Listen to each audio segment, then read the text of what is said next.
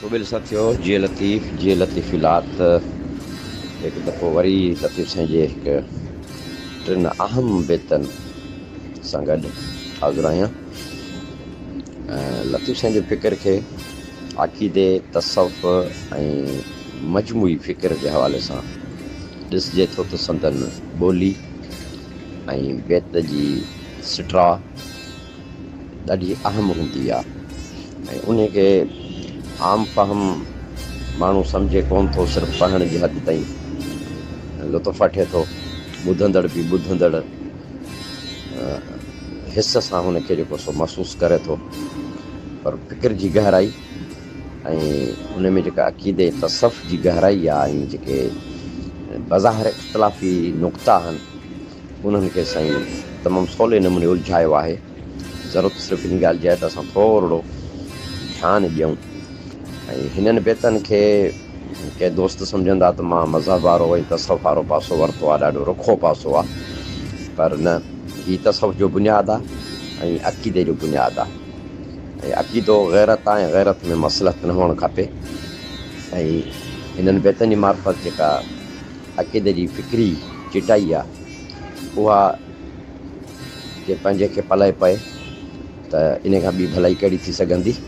ऐं तसव्वुफ़ खे सम्झण लाइ बि जेके इस्तिलाह इस्तेमालु थियनि था या जेके मुख़्तलिफ़ मरहला आहिनि तसव्वुफ़ जा, तसव्वुफ़ हिकु पंधु आहे, ॾाढो गूढ़ो पंधु आहे। उन पंध ते हलंदे जेके मुशाहिदा थियनि था ऐं जेके रिप यानी मुसीबतूं अचनि थियूं ऐं कीअं उन खे वरी अलाह जे करम सां माण्हू सचो आशिक़ पार पए थो, इहे सभु ज़रूरी आहिनि, छो जो तसव्वुफ़ ते बि साईं जो सतही कमु थियो आहे, गहरो ऐं पहिराइतो कमु न थियो आहे। त हिननि बेतनि जी मार्फत अॻिते हली पोइ वरी तसव्वुफ़ जे मौज़ू खे खणंदासीं। तसव्वुफ़ हिकिड़ो आम तसव्वुफ़ जेको सभु लाइ आहे, पर लतीफ़ी तसव्वुफ़ उहो वरी पंहिंजो अलॻि रंग रखे थो।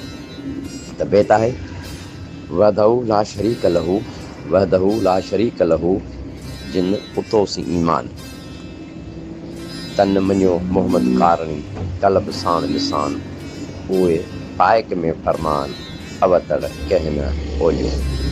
हाणे हिन बेत में लफ़्ज़ गौर कजो, पहिरीं अधु सिट सभ में साॻी हूंदी वहदहू ला शरीक लहू, जिन उतोसी ईमान इहो लफ़्ज़ में फेरो ईंदो।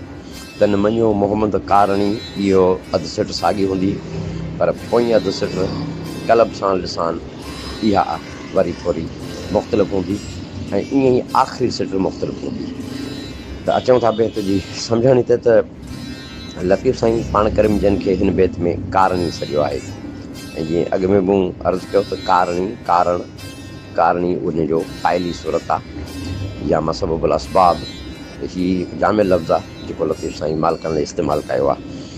कारणी सॼो आहे ऐं हीअ कारणी लफ़्ज़ शाह साईं जी शाइरी में ईमान ऐं अक़ीदे जे हवाले सां वॾी अहमियत जोॻो आहे। हक़ीक़त में पाण करीम जन जी जुमिले सिफ़ात माना सभिनी सिफ़तुनि खे बयानु करण लाइ हिन खां वधीक जामे माना ऐं मफ़हूम वारो लफ़्ज़ कारणी खां सवाइ ॿियो नथो थी सघे। यानी मुरकब लफ़्ज़ न आहे, ॿिया अरबी जा लफ़्ज़ हूंदा, फारसी जा, उर्दू जा, त उहे मुरकब लफ़्ज़ हूंदा, यानी हिक खां वधीक लफ़्ज़ पाण में जुड़ियल हूंदा, तॾहिं कारणी जो मफ़हूम ईंदा। पर सिंधी ॿोली जी हा आसूदगी ऐं लतीफ़ साईं जे फ़िक्र जी गहराई ऐं ॿोली ते दस्तरस आहे जो हिकु लफ़्ज़ में मालिकनि जी सॼी ज़ात खे समाए छॾियो अथनि। त लफ़्ज़ कारणी जो अहिड़ी तरह जाम इस्तेमालु न रुॻो पाण करीम जन लाइ लतीफ़ साईं जी अक़ीदत ऐं मोहबत जो इज़हार आहे, पर साॻे वक़्तु हुज़ूर करीम जन जी जाम सिफ़ात बाबरकात खे सम्झण लाइ कारणी लफ़्ज़ ॾेई असां सिंधियुनि ते तसव्वुफ़ ते ऐं ॿोली ते ऐं मज़हब ते यानी अक़ीदे जे हवाले सां साईं वॾो अहसान कयो आहे ऐं पिणु हक़ीक़त मुहम्मदी जे ॻूढ़े फ़लसफ़े खे सवलो करे पेश कयो आहे। लफ़्ज़ कारणी जी लुग़वी माना आहे त सबबु पैदा कंदड़ ऐं सबबु बणिजंदड़, यानी पाण करीम जन जी ज़ात बाबरकात तख़लीक़ काइनात जो कारण यानी सबबु आहिनि ऐं हिते कारणी रुॻो मसबबुल असबाब यानी तख़लीक़ काइनात जो कारण न, अलाह जी रहमत जो बि कारण आहिनि, हिदायत जो बि कारण आहिनि, शफ़ात जो बि कारण आहिनि। जेके बि इंसान सां वाबस्ता शयूं आहिनि या मामरा आहिनि ऐं जेके अलाह ऐं बंदे जे विच में आहिनि या ईंदड़ दुनिया में जेके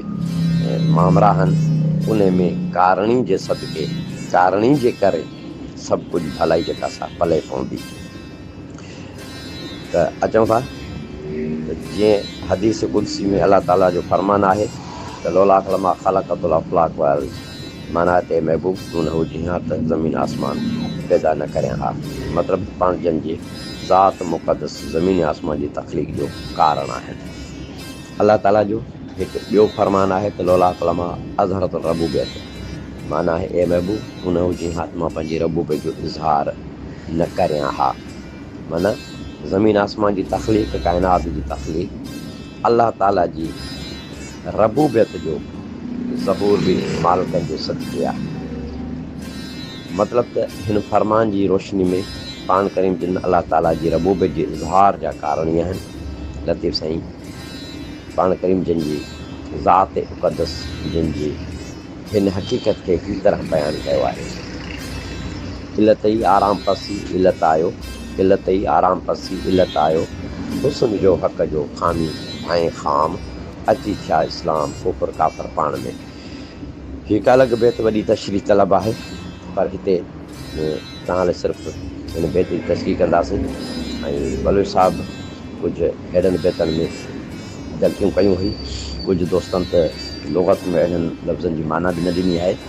त हिन बेत में लफ़्ज़ इलत मां बेत वरी थो पढ़ां इलत ई आराम पसी इलत आयो। इलत ई अरबी लफ़्ज़ आहे इलत माना कारण इलत ई फ़ाइली सूरत में ॾिठी आराम पसी माना अॻ में तकलीफ़ थियल हो इलत आयो को सबबु बणियो वठी करे हुस्न जो हक़ जो हे हक़ीक़ी हुस्न आहे ख़ामी भाए ख़ाम जेको अक़ीदे ऐं तसव्वुफ़ जी उन मंज़िल ते नाहे पहुतल त उहो इन हक़ीक़ी हुस्न खे ख़ाम यानी आम सम्झे थो। अची थिया इस्लाम कुफर काफ़र पाण में अची थिया इस्लाम असबात कुफर ऐं काफ़र माना जॾहिं इन्हनि ॿिन्ही खे नूर मोहम्मदी नूर ख़ुदाबंदी खे केरु ॾिसण वारो न हो केरु इक़रार करण वारो न हो ऐं हिननि जो ज़हूर अञा न थियो हो त इहे ॼण त ग़ैब में हुया या ऊंदाही में हुया। ऐं कुफर जी माना ऊंदाही बि आहे कुफर जी माना भटकियल बि आहे कुफर जी माना न ॼाणंदी बि आहे न ॼाणंदड़ बि आहे कुफर जी माना इनकार कंदड़ बि आहे कुफर जी माना अक़ीदे जी जे ख़िलाफ़ु वञण जी न मञणु अक़ीदे खे या मज़हब खे उहो बि थोरो कुफर में आहे। त नूर मोहम्मदी नूर ख़ुदाबंदी मुख़्तलिफ़ तजलियात इहे तफ़सीली तौरु वरी इन ते बि अञा ॻाल्हाईंदासीं। इहे ॿ जेके ग़ैब में हुया जिन जो अञा ज़हूर न थियो हो जिन खे को ॾिसण वारो न हो इहे ॿ जॾहिं गॾिया त अची थिया इस्लाम।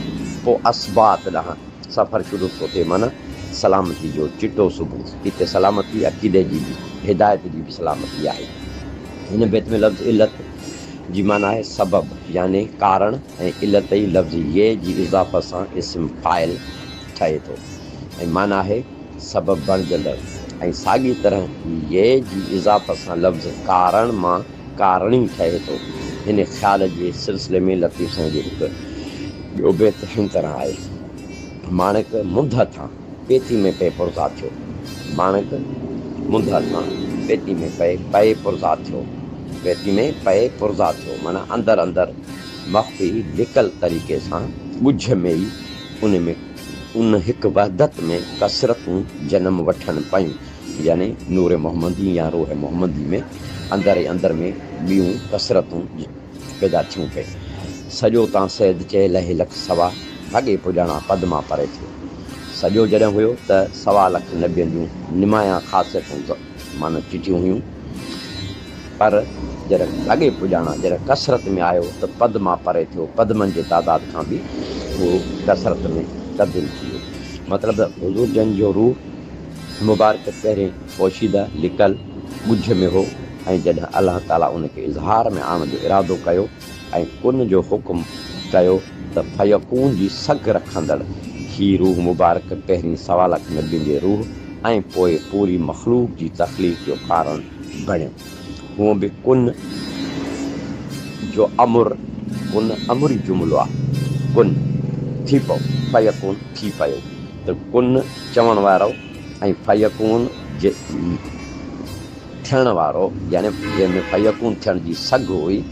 इहे ॿ हक़ीक़त मोहम्मदी जे हवाले सां अलाह ऐं अलाह जे हबीब जो इशारो आहे त हूअं बि कुन जो अमुर नेस्ती या अदम ते कोन थियो हूंदो ऐं यकीननि का हस्ती ऐं वजूद हुयो जंहिं ते कुन जो अमुर थियो ऐं उन में फयकून थियण जी सलाहियत हुई।